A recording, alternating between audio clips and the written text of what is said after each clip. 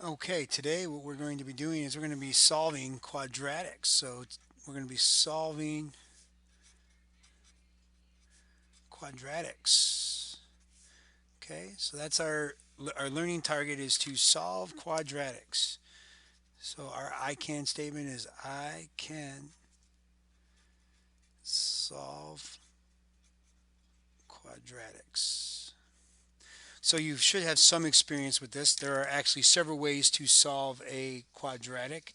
You can solve a quadratic one way is you can solve by factoring.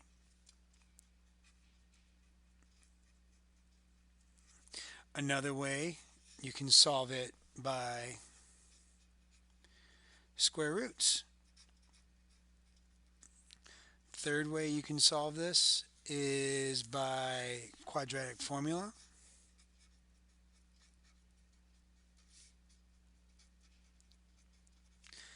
Fourth way is completing the square. And there is a fifth way, which is graphing. Now, of all these ways, of all these ways, these two work 100% of the time.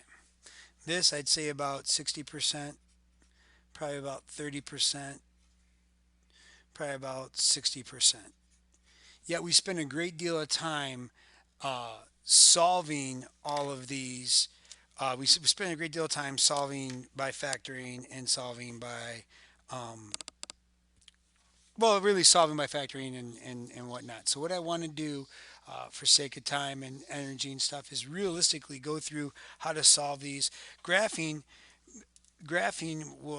is cool. We'll do this in class, but solving by graphing, just plug it in the graphing calculator. But what I'm going to do is I want to take a particular problem and show you, like for square roots. So you can solve any equation. If, like for example, let's take this. Watch this. Here's one. If we take 16d squared minus 81 equals 0.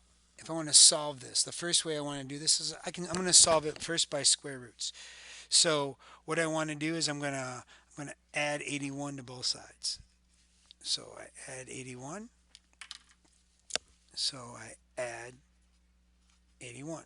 So now I get 16d squared equals 81, right? So what's the next thing I'm going to do? I'm going to divide by 16. So I divide by 16. So when I do that, I believe I get, well, I just get d squared equals 81 over 16. And then how do I undo? The next thing I'm going to do is I'm going to take the plus and minus square root of both sides, right? So then I'm going to square root both sides. So d is plus and minus 9 over 4. D is plus and minus 9 over 4. Now, if I were to do this graphically, this would be a parabola that does this, and meaning it crosses the x-axis at these two places, positive 9 over 4 and negative 9 over 4. So that's how you would do it with graphing. So that's an interesting one because you can solve that one by square root. You can also solve it by um, factoring. So if we look at this guy again, what was it? 16d squared minus 81 equals 0. We can solve this by factoring. Can you see that this is the difference of two squares? So this is the difference of two squares. So this is going to be 4d plus 9, 4d minus 9, and that equals 0. So what did I do? I factored, right? And then now you do the, now you'd say 4d plus 9 equals 0, or 4d minus 9 equals 0. That is the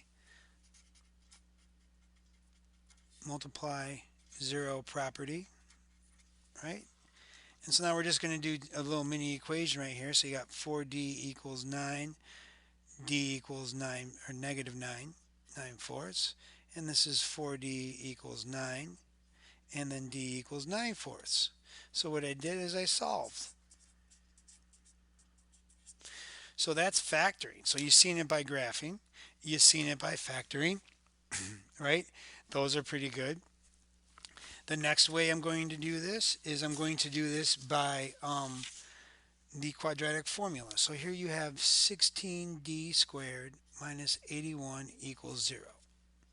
So the quadratic formula, first you have to label A, B, and C. So the first thing you want to do, is label A, B, and C. So A is 16, B is 0, and C is negative 81.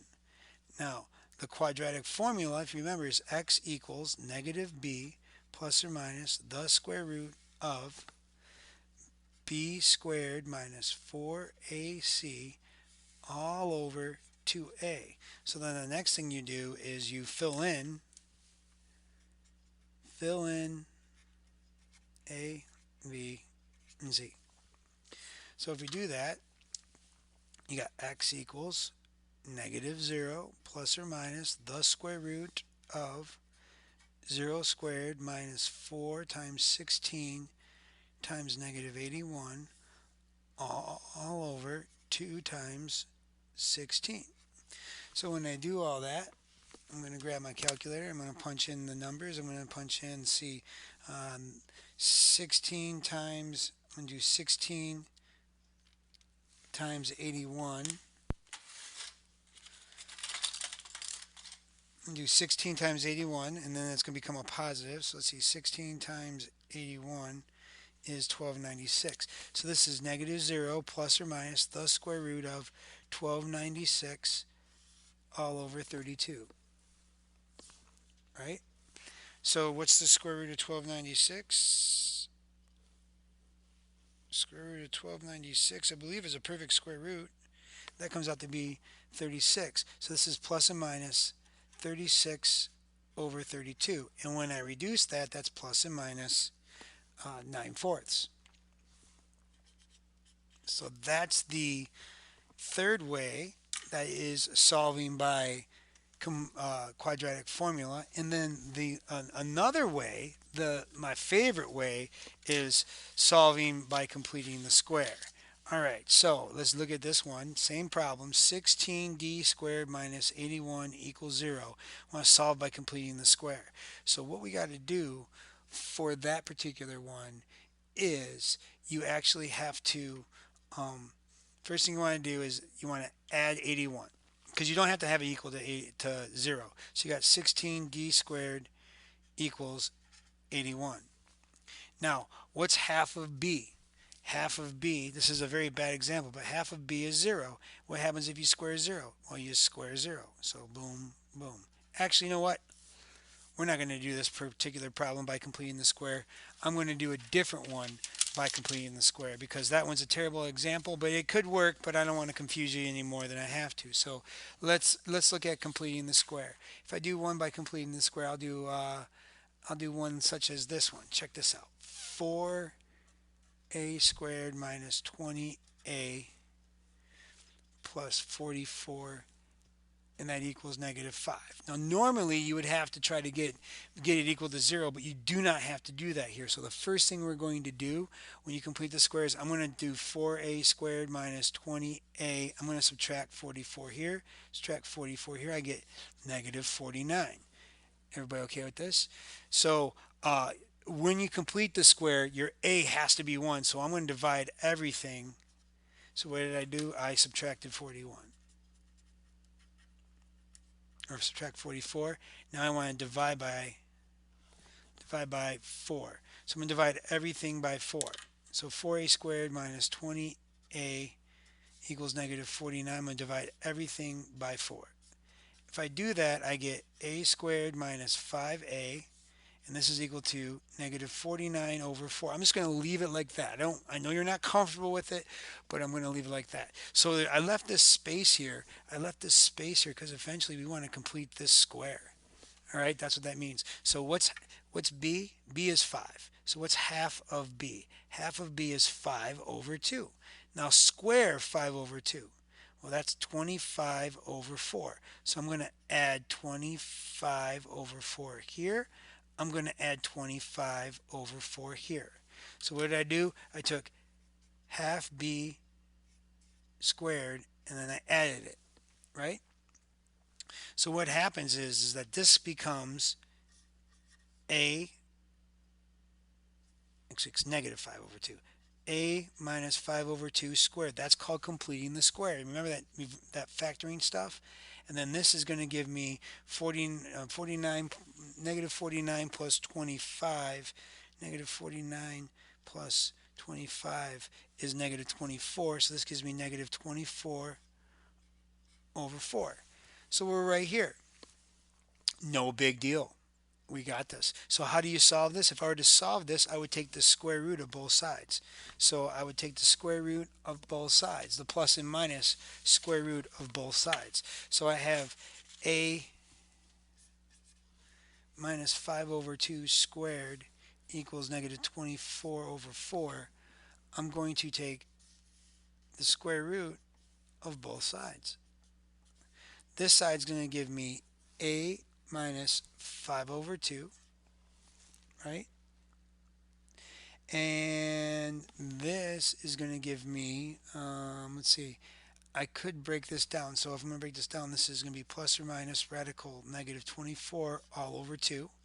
And then I break that down to plus or minus square root of negative 1 times the square root of 4 times the square root of 6 all over 2, right? So then what happens with that?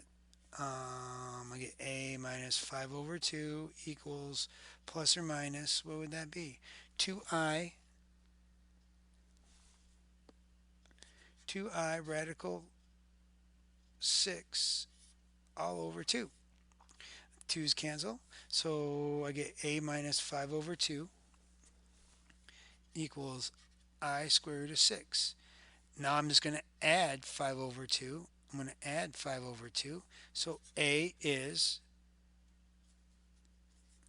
5 over 2 plus or minus I square root of 6. And you leave it like that. Those are your two answers. So that's how you complete the square. The only thing I think I left out was graphing, but we'll talk about that in class.